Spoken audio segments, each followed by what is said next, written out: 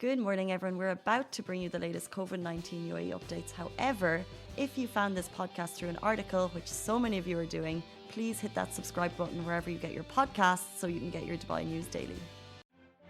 Good morning, Dubai. How are you doing? Welcome back to the Lovin Dubai show, where we go through all the trending stories that everyone in Dubai is talking about. It's Sunday. We could not be more excited to start the week with you. And stay tuned. Later in the show, we're going to be joined by people from Courtyard Playhouse to talk about all of the amazing things that they do there and maybe run through a little improv with us and with you. But before we get to that, Dubai has been named the world's 5th best city by a very comprehensive report.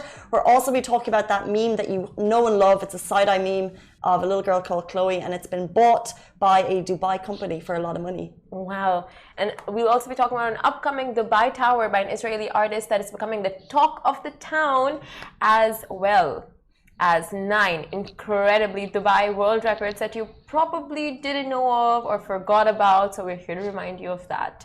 But first, Casey. Yes. There was a sandstorm that hit Dubai this weekend. Yes, there was. Out of nowhere. Yeah. Just came in, went out. Where were you? Where was I? So I think I was really, really lucky because I just left the pool and I was driving from Marina towards Al-Qudra, let's say. And I'm coming out on, I can't remember the name of the road, and it literally, the sand was coming towards us. Like it was literally like a movie, and I was like, oh my God, is that like, has this been all over Dubai and it's just coming? And I sent the photos into Lovin, and it seemed like that was the case for everyone. Like it just came blasting towards us and it hit every part of Dubai. Like it was just crazy. That is insane. You were seeing the visual of the sand coming at you? Yeah, because we were driving straight and it was just literally coming, and I was like, oh, it's amazing. And then I was like, maybe it's not as crazy everywhere else. And I was like trying to get these videos, but it literally looked like everywhere. It just came out of nowhere in every pocket of Dubai. It was so, it's like a movie. Do you actually have a video of the sandstorm coming in? Well, I'm driving, so but I've seen like the outside view of it coming, and we were literally driving as it was coming towards us. But doesn't do it justice, cool. though. That is really cool, and the way they show sandstorms in movies. Yeah, it was like that engulfing cloud. Where were you for it? I was in the desert, okay, at Babel Shams, and in the eye of the storm. It's like it came, like, you know, it was like really bright and sunny, and I was sitting inside, and then it becomes dark all of a sudden, and I'm just like, God has answered my prayers. It's gonna rain. It's the clouds, and I look up with so much of like anticipation and excitement, and it's a sandstorm. Yeah, sandstorm is tricky. It's like, this is what I've dreamed of. I saw a lot of great of what you dreamed of, and then I like, it was, I'm not like sarcastic, yeah. Then I walked back to my room, got lost on the way like a billion times, went back inside like just covered with dust and sand molecules, just because you were bang in the middle of the desert. But I guess we all are. Guys, where were you when it happened? You know who made a lot of money yesterday? Car wash cleaners. The sand was everywhere. It just felt like it was stuck. Like I had some shoes left outside and stuff, and it was just like, it just gets in there. It gets into the tiny little things. One man's trash is another man's gold. What? As in, like, for us, the sandstorm is like, and then for car washers, it's like, yes, tomorrow 100%. It's gonna be the day. And it was, Instagram. Like it was everywhere. Every single person was like, sunny, sandy, sunny, sandy. And then it's back to beautiful again today, and that's just the way it goes. But anytime there's a weather change, it's great to see how many people send in videos and pictures. It's like we know how big our community is just when the weather changes. Oh, 100%. You love an Instagram with a weather change. And the fact that you could also then see how much of Dubai was hitting. Yeah. Let's say, for example, Amy, our colleague, was down at Nikki Beach. I was like, oh, it's sandy there too. And that's like way on the other side of town.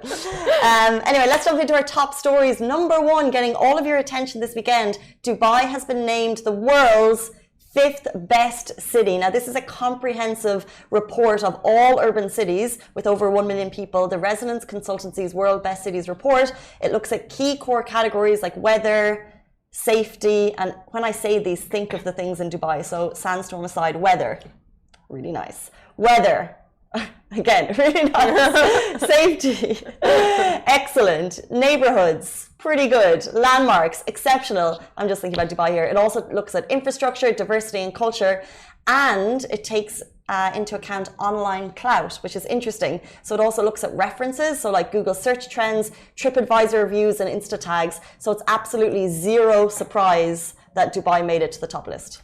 And London bagged the number 1 spot. Paris took the number 2 spot. And New York, Moscow, and Dubai, Tokyo, Singapore, and Los Angeles, Barcelona, and Madrid also featured in the top 10. So yeah, we made that, like, it's so interesting looking back at like the history of the city. We're about to celebrate the year of the 50.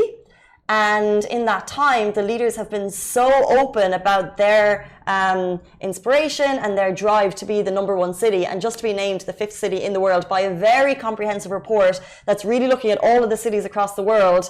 This is huge, and it also makes us very proud to be from Dubai. I mean, it's okay. Because we're not number 1. Yeah, we're fine. We're doing fine. Do you think we can do better? Of course, I do think so. So let's look at these cities. So London got number 1. London, number 1. But you know, honestly, if they just speed up the metro speeds, I think we'll just be at the number 1 spot. What? Yeah, I think the metro can go faster. Yeah, true, but it's always it's always so bang on the money in terms of times. I'm just kidding. I just want it to be faster so I can sleep in like that extra 2 minutes and make up for it and commute, because it goes like, you know, lightning fast. Okay, guys, speed up the metro. Maybe we'll get to number 1. So look, London, Paris, New York. These are all cities. You know, their history is a lot longer than ours. So the fact that we are just 50 years old to be up there with the world's best cities, like, it's so incredible. It shows how far the city has come and how far we will go. Yeah. No, for sure. Like the whole show, we are just talking about new things that are coming up, and the amount of world records that Dubai has broken. So of course, it makes so much sense for it to be on this list and the top 5. It's a prestigious achievement for Dubai for sure. It's so interesting that you say about world records, because there is a bit of a joke in Dubai about like, oh, I need to be the number 1, and then it trickles from like government down to restaurants. They're like, we need to be the number 1 best biryani, and there's this like joke about like always trying to get world records, and it's like what's the next world record, and we break like 20-30 a year. But actually it's because there's a drive to be number 1 that gets us to this point. Exactly. Like we have the world's Ain Dubai, you know, the world's tallest observation tower has just observation ring, what do you call it, wheel, has just opened, and like that's just one teeny thing of so many that's happening in Dubai at the moment, and it's just it's a great moment. And speaking of infrastructure, an upcoming Dubai tower by an Israeli artist is becoming the talk of the town. Now, pictures of an upcoming new 50-story tower started doing rounds on social media over the weekend, creating quite a buzz, and expected to complete construction by 2026. The Clothespin Tower, initiated by the famous Israeli artist Zago, is panning out to be the largest piece of art ever created in the form of a building. Now, using an artistic approach in a real estate venture, Zygo's ultimate goal is to connect with human emotion and portray the 170-meter tall Clothespin Tower as a symbol of hope and eternal love between 2 divided souls that come together to be united. So this follows Zygo's theory of unifying 2 halves to become 1. Very sweet. So it's functional as well as artistic. So Dubai folk can choose to either live or work within the largest art piece ever created. The compartments are designed with the utmost versatility and flexibility that allow both the buyers and residents to design and completely customize their space based on their needs and be part of the biggest eternal live art. And like, if you're looking at the videos beside us, the photo beside us on Facebook, like we see buildings all the time. Like I still get, every time I look at the Twisty Tower, KN Tower in Dubai Marina, I'm like, that's so cool. This is cooler. It's actually cooler. You're going to be living in art. I mean, like, do you seriously, like the concepts they have here, it's I know we're here and they're up here. Like, you know, anytime something comes out, it's like, oh, why didn't I think of that? Why didn't I like... Oh, I'm sure you did, Simran, in your box of ideas. No, not this one. This one is very cool. I mean, live art, like living in art. It literally looks like, to me, it looks like a person that's just like kind of standing to the side. Does it not look like a clothespin? That too, but as well, just in terms of like, it's like a person kind of like standing to the side.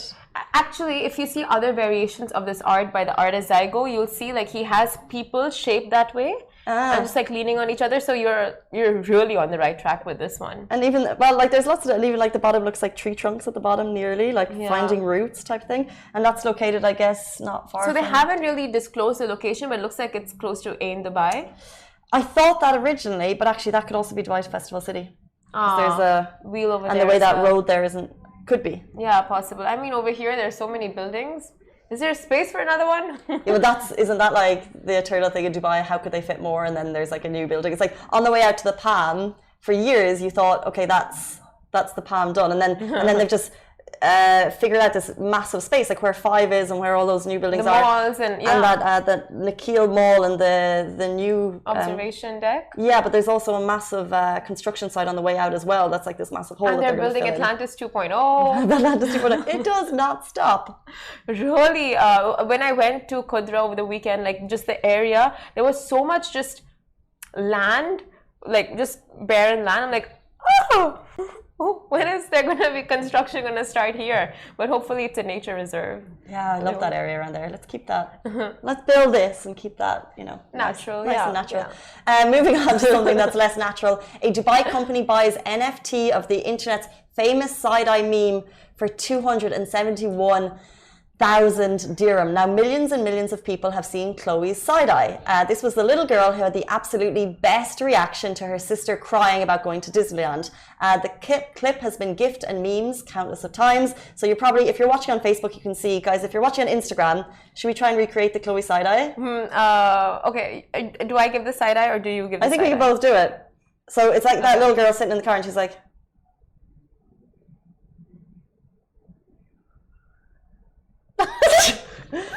is that good? You didn't even. Oh, he did see. Ali! Guys, can you show us Chloe's side eye and send us photos? Are you better than us? We'll do it one more time. 1, 2, 3. All right. I mean, this is for mostly the gram users who can't really see the meme. Yeah. You know the small girl with the bunny teeth, and she's like. It went viral years ago. It was basically a YouTube video that her mom posted, the Clem family, about her sister going to Disneyland, and her sister was crying and she was like, what's up? I don't get it. Anyway, the clip was taken from YouTube, made into a meme, made into a GIF. We've shared some of the memes on the Facebook show if you're watching, and it's basically like, what are you doing February 14th? And it's like, I'm working. Like, what else would I be doing? Like, there's or hearing Christmas songs in September. What?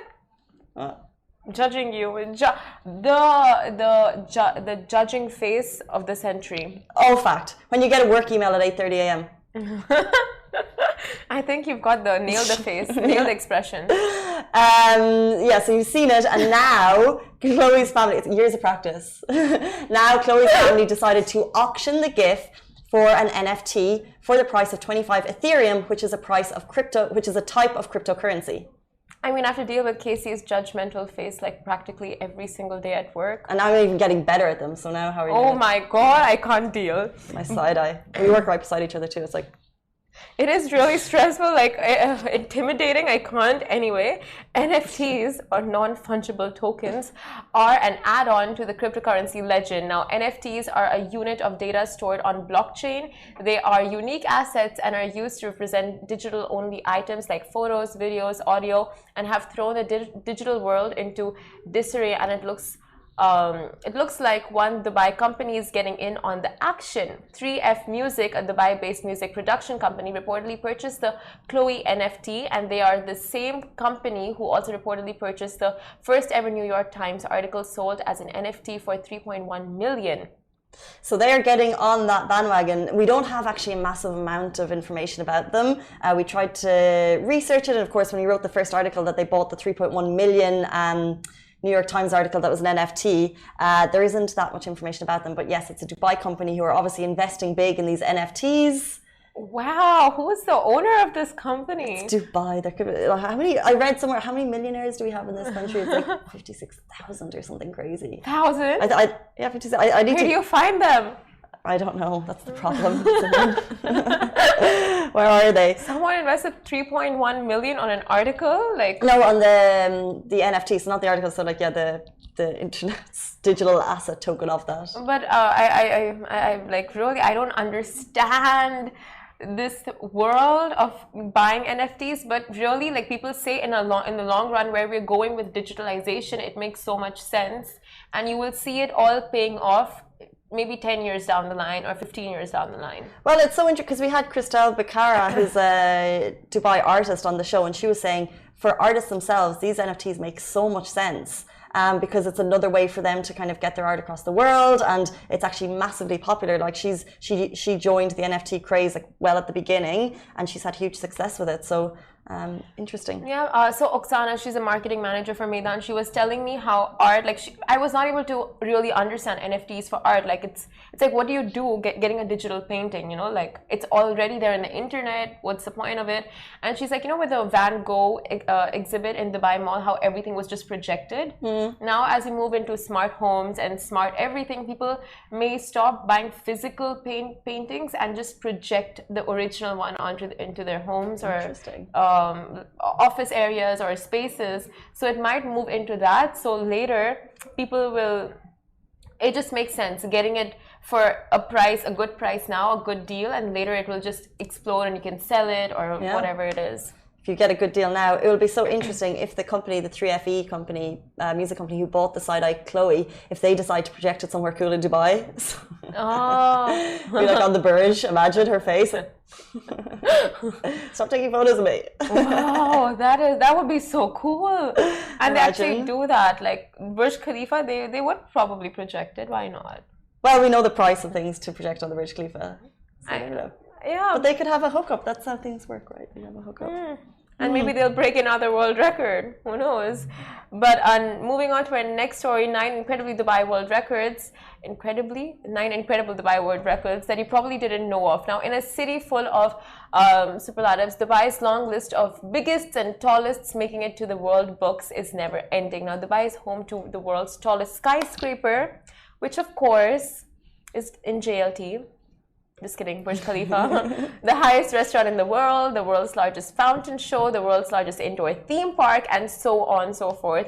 And there are so many of them that it's hard to keep up. So here we've compiled a list that will show you some of Dubai's pretty awesome world records that you probably didn't know of or you may have forgotten about. Yeah, exactly. Or you might see it and not know that it's a world record, which is funny because we were talking about world records like 2 seconds ago. Yeah. Starting with the world's OLED screen, it measures 709.69 square meters. That is huge. This is cool because you have 100%. If you've been to Dubai, I guarantee you that you've seen this OLED screen. Because it's actually right above the Dubai Aquarium at the Dubai Mall. Oh. And in terms of like free things to do in Dubai. Yeah.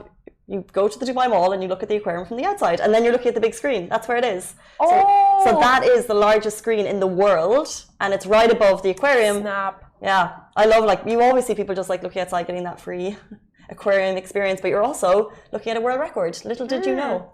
And then the next one. The next one is the largest building in the shape of a picture frame. Did you know that not only being cool and creating a frame between old Dubai and new Dubai, it's also the world's largest picture frame?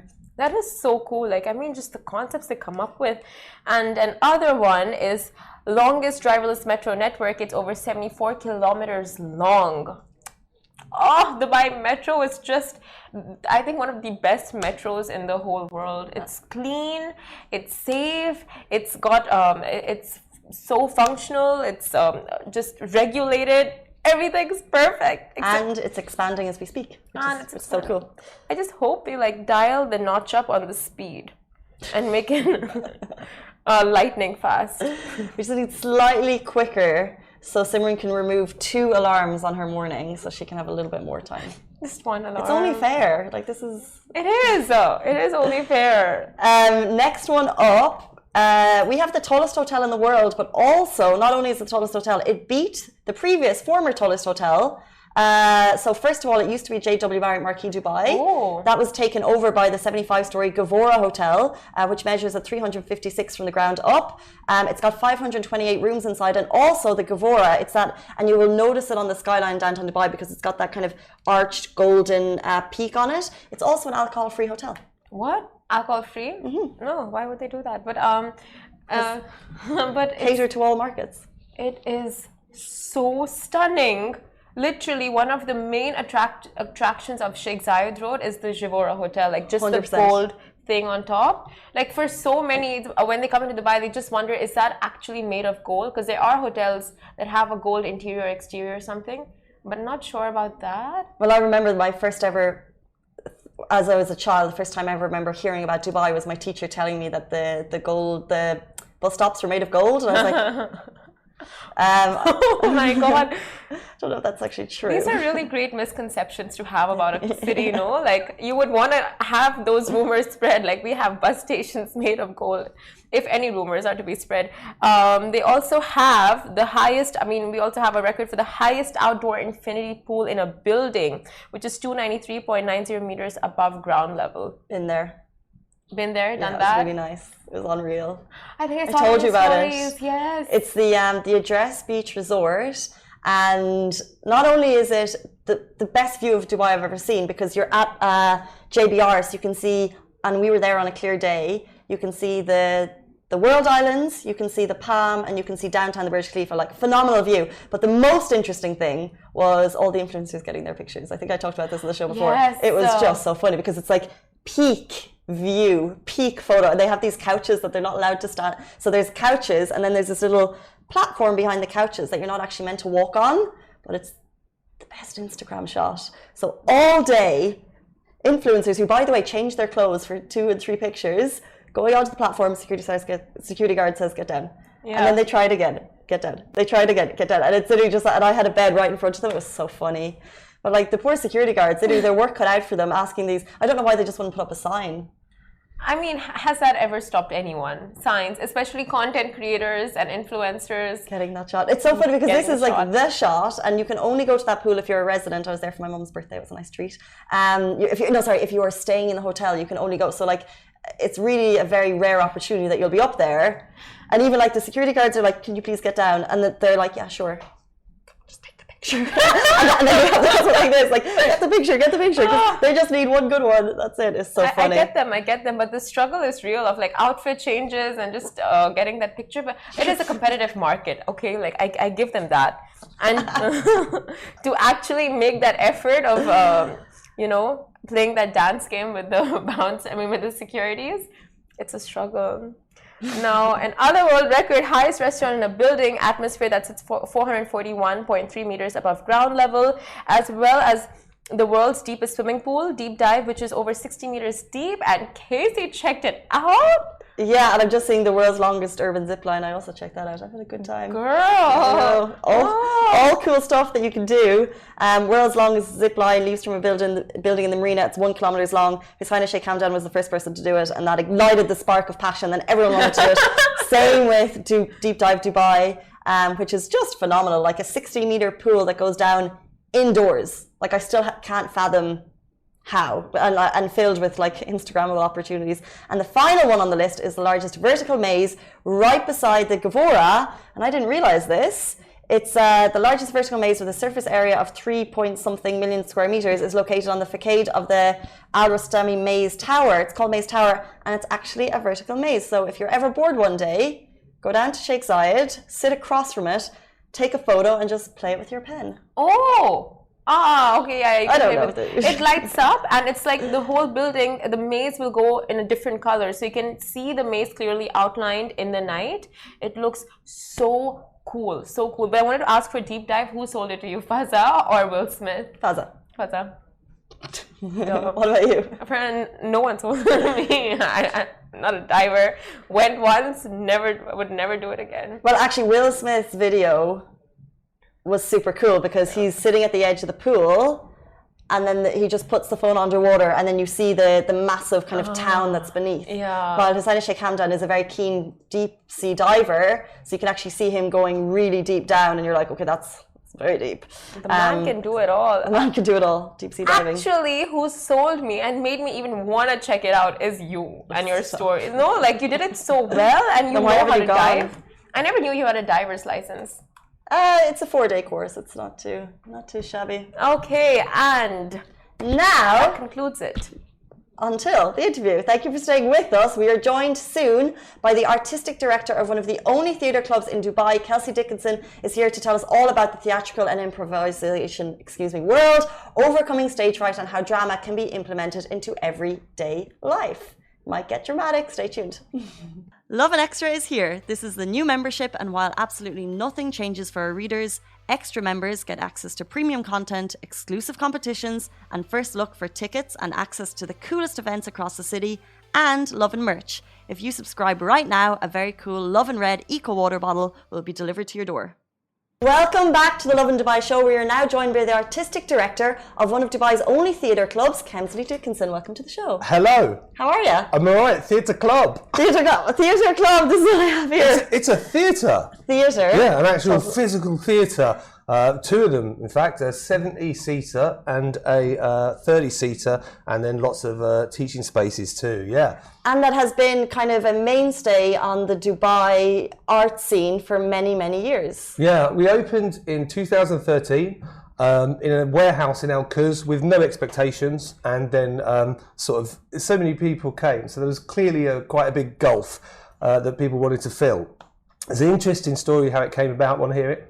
Absolutely. That's what we're here for, to learn more. Yeah, so I was teaching in 2007, I was teaching an acting class called the Desert Monologues. And there was nothing here then, so you couldn't find an acting class. There was a few for kids, and now the place is saturated with sort of kids' drama workshops. And I did it, and I was a school teacher, and I started earning more money from doing this just 1 day a week class. And I put a sign up outside the theatre at the Mall of the Emirates and said, like, does anyone want to, take an acting course? And I thought no one would sign up. And then the same night, the lady from the theatre just phoned me and said, hey, we've got a problem. And I said, oh no, what? And she said, there's 36 names on here. And immediately I went, there might be an opportunity here. And it ran for a few years. It's still running now. It's the longest running acting course in the Middle East. And we just were like, right, let's open a theatre. Nice. Yeah, it was really easy.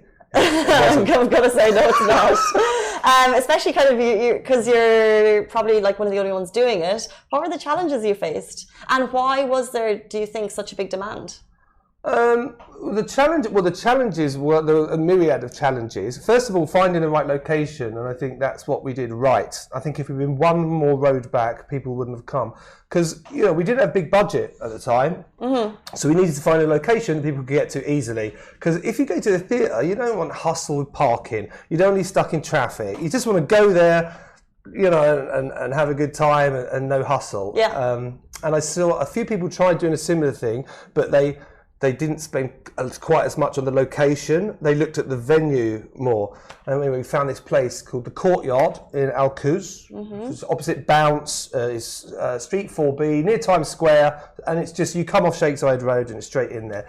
That was one of the first challenges, finding the right location. And at that time, because the Courtyard kind of has a nice little ecosystem built around it. We were the first ones. I was going to say, were you the first, and then the others followed? Because there's a lot of cafes there now that people go to, and I'm sure that brings more people, and you bring people to them as well. Yeah, there's the Lime Tree Cafe. It's been there for ages. That's not actually in the Courtyard. And then there's Cassette now, which is just packed all the time, and we were the first there. And originally we just took the warehouse upstairs, and it's so funny because we didn't have any money, so we had a split AC system, a few mouldy old seats, and we used to just do like a drama class there once a week. And you were renting the space for once a week, or you rented it full? No, we rent it all the time. And then after 1 month, we'd save up enough money, and then we'd buy another AC. Wow. And after the next month, and now, I don't know if you've seen a picture of it. I mean, it is a fully kitted out, beautiful plush, red theatre with stage lights, bubble machines, and it's just beautiful. But it was a slog, and it happened all organically, And how did word spread? Well, it does here when there's something unusual. When people go out and have a good time, word spreads. Yeah, and we look after our audience. Already I've alluded to about them having a good time getting there. I think a lot of actors and institutions are self-centric. So they think, well, let's focus on our actors and our show. And we're the opposite. We are audience first. Let's make sure the audience have a good time. We're slightly different. It's a more informal experience. So you'll go in, you might meet the cast. They might come out dressed in Jane Austen costumes and offer you chocolate bars. They might, and we sell popcorn. And at the start, we encourage the audience to back and forth with us, to boo. We've actually got a horn, which is a warning for boring. Okay, we actually have one of those too. Yeah, so if they're bored, they just can be way, we get rid of it and we start something else. That's challenging for people on stage, no? Yeah, well, it takes a lot of training to do, but we know how to train it now. We learned from books, and then we invited the best instructors in the world to come and teach us how to do it, because they have been doing this stuff in Canada, particularly for a very long time. This specific type of performance, and because we produce all the content too. But I feel like we've jumped from one class a week to performances very, very quickly. So what in total? Like, how did it go from one class a week to performances with the best in the world? So. We did one class a week. It turned to 2 classes a week as word spread. And we started doing up the venue. And I think when people come in and it kind of feels like a pub in London. There's pictures on the wall as you go up the staircase. And then we were like, well, let's put on a show, our first improvised show. And none of us were very good at that time, right? Tell us, what is an improvised show? So an improvised show is where the whole thing's made up. That's it. So we do 6, 7 a week. But this is how the transition happened. We put out our first show, and it was 10 actors on stage. And when I say actors, I mean one person's a taxi driver, someone else works in accounts, someone's a school teacher, right? So we're part-time actors. We put 10 of us on stage, and the audience, and there's a director, and he challenges us to scenes. And we've all got a number. So if you're number 5 and I'm number 2, they go, number 5, number 2, and you jump onto stage. And the director will go, I want to see a romantic scene. Oh God, cringe, die. And we'll do our best to do a romantic scene. Amazing. If it fails, we're good-natured about it and don't care. If we do a romantic scene, the audience go, wow. Then the audience score you. So number 1, number 5, what's their scene get? And then we eliminate the people with the lowest scores until one person wins, the maestro. We thought, let's give it a go. First show, a lot of fun. Full house. It's been running 8 years, every Wednesday. The only time it stopped was during COVID, and you can't get in unless you arrive 45 minutes early. That's so much fun. And then we expanded into doing other types of work. So we do improvised Jane Austen, kid show, improvised kids story time. The Revenge of the Pooh Monster is on starting next week. We do a superhero show for kids, and it's and we recruited very carefully. I've got my AD here with me. It's Marie Veer. She started when she was 17, and she's 23 now. And she's the artistic director, youngest artistic director of a theatre in the world. That's fantastic. Young team, focuses all on about young people there, and not old people like me. Don't say that. But we were talking before the show, because I think the improv is very, very interesting. So I was suggesting that maybe we could do some improv and I on said this no. show. You said, what if we mess it up? Yeah, no, sure we can. Would you want to try an exercise? Yeah, please don't say romantic scene. Let's do a romantic scene. Okay. Well, I'll tell you what, I've got an idea. Why don't we try and tell a romance story, okay? So we'll have 2 characters, and let's make it as honestly, truly romantic as we can between these 2 characters. But let's tell the story one word at a time. Okay, fun. Yeah, this is one of the tenets of improv, because it forces you to share. And some people are very controlling. They try and steal 3 words, but none of us can control this story, so we got to work together. Okay. You ready? We're going to do an improv on the Lovin Dubai show with the Courtyard Playhouse, and we're going to improv a romantic scene based on anything. Love. Based on love. Once. Say upon. Upon. A. Time. There. Was. A.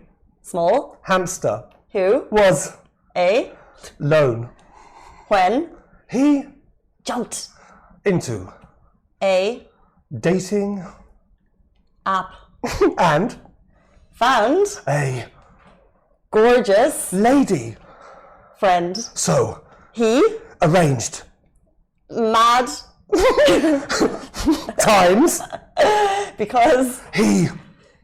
Imagined. That. She. Wanted. Fresh. Are we past the watershed? Now, one of the things that we need to do is we need to make these two meet. Let's see if we can get them to meet. Suddenly. A. Meeting. Happened. Between. The. Hamsters. They. Fell. Madly. In. Love. With. Each other. Oh. That's perfect. Each. Other. And. He. Fed. Her. A. Donut. And now we look for a nice ending that's, bilateral agreement, in some way we're going to come to a conclusion where they're both happy. Many times. They. Met. And. Now, one of the things we do, if you feel awkward when you're starting this, is we. I'm just worried about the audience. I know, right? Do you know, Keith Johnson, our guru, says, I don't watch the news, I find it boring. I only watch it is when the teleprompter goes off, because then that's when I go, oh, now I want to see what happens. They'll be fine watching you walking a little tight. But what was I going to say? What was I going to say before that? You're doing really well. We always have a get out, a safe word for the improv. So if your mind goes blank, we just throw our hands up in the air and go again. It's disposable theatre. Failure's okay, and we did quite well for first time out. I think we did well done. Nice. And the little hamsters lived happily ever after. They needed to have babies, didn't they? And their little family and a sunset. We were going very differently with our stories. That's the problem. Well, that's why we get a lot of corporate inquiries for that reason. To bring. We do a lot of corporate work, and we didn't expect to. We don't prospect or anything, and people will come to our shows and say, can you teach my team to create stuff like that in the moment, or share a bit more?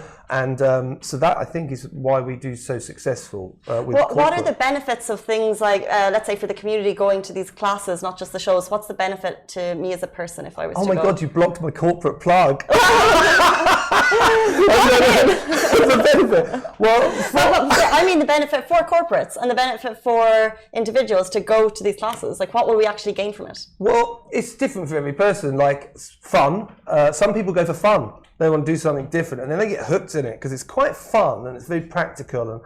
But if you want to learn skills of stagecraft, acting, self-confidence, then I know it's kind of cliche. I think this is the best way to do it. If anyone's watching Ted Lasso at the moment, are you watching it? No, but amazing. Emmy winning, right? He's just one of the best. He's an improviser. Learned the exact same games and stuff that we were just playing, and it's a good route into professional acting, particularly in the US. They've known this for a very long time, and Amy Poehler, Tina Fey. Not just comedy, just studying these improv skills of being good-natured. And which actors do you look up to?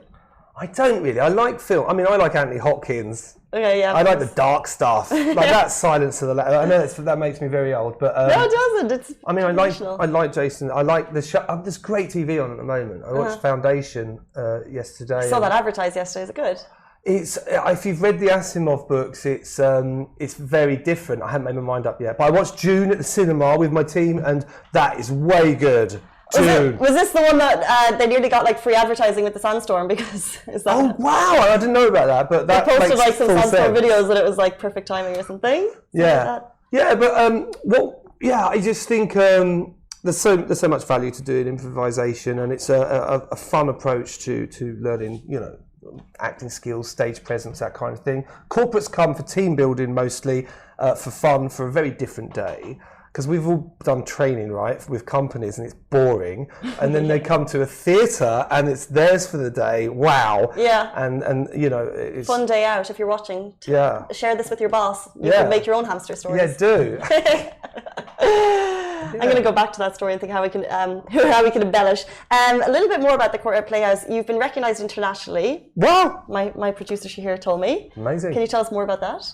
Well, we do, yeah. I mean, we invited, after we did that first show, we started working on genres. So, can we improvise theatre? So now we do Jane Austen, Shakespeare, an improvised musical. What else do we do? We made film noir, and improvised Bollywood, which is our biggest selling show here. No surprise, but improvised Bollywood.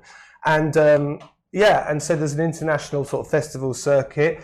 And we held, in 2017, we held the World Improvisation Conference for the first time. And we had people from 42 different countries, Japan, US, even Haiti. Someone came from the Mauritius.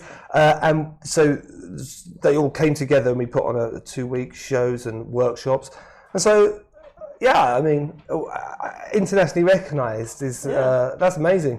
Well, it's the never-ending community story. I feel like there's such a massive community hub there with you guys at the Courtyard Playhouse. If anyone wants to get in touch with you, if they can find you, what's the easiest way to do that? Come and see a show. We got one tonight. Me and Maria are in a show tonight called This Is Impro. Tomorrow is a theatre sports where 2 teams face off against each other. The audience vote them out. And then I love the idea of the audience having a vote. That's so Come great. tomorrow. It's improvised Tennessee Williams straight after that. So it's always a 2-hour show. We always finish on time. Start at 8, finish at 10. Evening program, and then Wednesdays are Maestro, the one I told you about, which is like people from the community come, stand on stage, get judged, eliminated. So Sunday, Monday, Wednesday. It's all fun and games, really. Just judge and elimination. Yeah, it is. No, I love it. Good night out. It sounds like a lot of fun, and it's where again in Alcuz?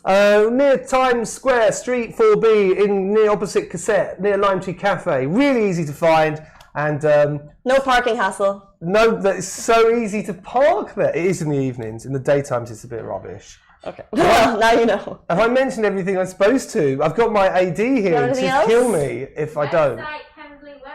Oh, the website. Yeah, that's what I should have said. www.courtyardplayhouse.com. If he's going to get in trouble, we can put that into the comments after the show so people don't miss it. Now we know who really runs the show. She does. She turned into my boss after, she's my boss now. Kenzie Dickinson, thank you so much for your time. Lovely. Guys, the Courtyard Playhouse is doing amazing things in the community. Any information, head directly onto their website. That is it for us on the Lovin Dubai show. Thank you so much. We'll see you tomorrow morning, same time, same place. Stay safe, wash your hands. Bye.